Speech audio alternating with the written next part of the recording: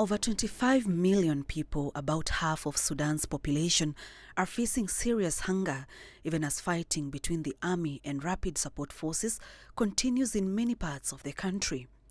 The unfolding humanitarian crisis has alarmed many aid agencies. The Norwegian Refugee Council, the Danish Refugee Council and Mercy Corps have been assisting some of the neediest communities in Sudan for years. But they are warning that the situation in the country has never been this bad, as Sudan is now facing a starvation crisis of historic proportions.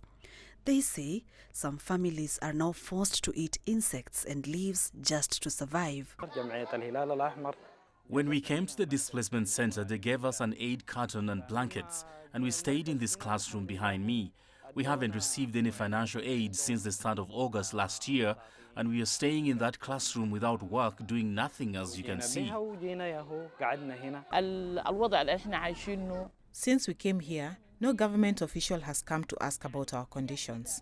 At first, aid organizations were asking about us, but they have stopped, and we don't know why aid stopped. The aid groups are concerned that funding for much-needed relief efforts are drying up, with only 41% of the humanitarian response plan for Sudan funded. The groups want the international community to act urgently and support humanitarian efforts in the conflict-hit country. We have 41% less food compared to last year. In fact, that's across the country. In locations like the Darfur, it is as high as 78%.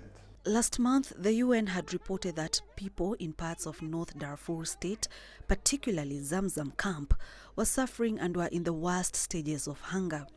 The Sudanese government has, however, denied that there is a hunger crisis, insisting that international reports are inaccurate.